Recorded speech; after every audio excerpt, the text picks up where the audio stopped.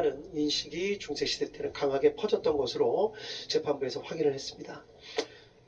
계기가 된 사건은 찰스 1세, 잉글랜드의 왕 찰스 1세 사건이었습니다. 영국에서 의회가 생기고 왕과 의회 사이에 세금 징수 문제 등으로 갈등을 빚는 일이 생기게 되다가 결국 잉글랜드 왕 찰스 1세는 의회가 자신의 잘못 200가지를 시정해달라는 취지의 결의문을 내자 이에 분노해서 직접 군대를 이끌고 의회 의사당에 난입해서 그 자리에서 의회를 강제로 해산시키는 일이 있었다는 점을 역사 교과서를 통해서 검찰이나 피고인 측이 다 알고 계실 거라고 생각합니다. 이러한 내전을 통해서 결국 찰스 1세는 반역죄 등으로 사형을 선고받고 죽게 되는 일이 있었습니다. 이때 판결을 살펴보면 왕이 국가에 대해서 반역을 하였다는 사실을 명백하게 인정을 한 것을 알 수 있습니다.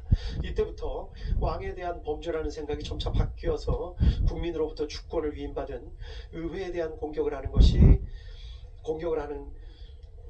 왕이라 하더라도 주권을 침해하는 것이 되어 반역죄가 성립한다는 개념이 널리 퍼지게 된 것으로 보이고, 그리고 이후부터는 18, 19세기를 거쳐 내란죄는 국가 존립을 침해하는 죄로 각국에 반영된 것으로 보입니다. 기타 여러 가지 사정에 대해서는 판결문에 자세하게 설치가 되어 있습니다. 주변국의 사례를 잠깐만 말씀드리겠습니다.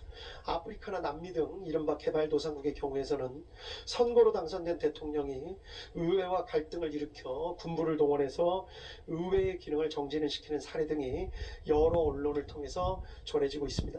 실제 이로 인해 내란, 반란, 역모 등 유사한 형법 규정에 의해 처벌받은 사례를 찾아보기는 어렵습니다.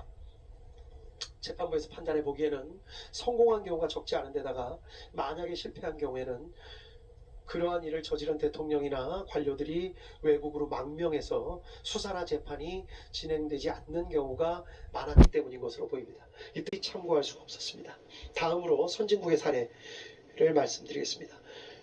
이상하게도 선진국의 경우에는 대통령이 의회와 갈등을 일으켜 군부를 동원해서 의회의 기능을 정지시키는 사례 등을 찾아보기가 마찬가지로 어려웠습니다. 그런데 이러한 일이 있는 이유는 조금 다른 것 같습니다. 자세한 내용을 살펴보면 선진국에서는 이러한 정도의 갈등까지 가지 않도록 제도적으로 설계를 치밀하고 꼼꼼하게 해놓는 경우가 많기 때문인 것으로 판단했습니다. 의회를 상원, 하원, 양원